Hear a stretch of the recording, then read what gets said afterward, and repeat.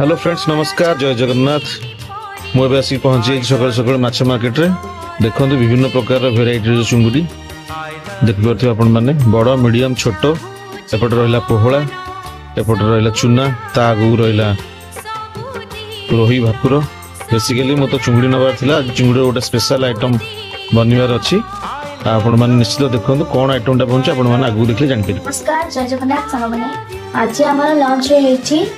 भात चिंगुड़ी भजा चिंगुड़ी छेचा चिंगुड़ी तरकारी आमर प्रिय आंब तो सांग मैंने मुझे आपण मानू कही कौन नुआ आइटमटा होची आपण माने निश्चित देखिए बोली से आइटमटी होची चुंगुड़ी माछर छेचा आउ आपण माने भी चुंगुड़ी माछ छेचा बनातु चुंगुड़ी माछ भजा सहित कंचा लंका रसुण आटे सोरिष तेल देकी छेचिले तार टेस्टटा बहुत बढ़िया लगे एकदम पूरा देसी स्टाइल एबे भोक लागिले चलंतु खाइबा।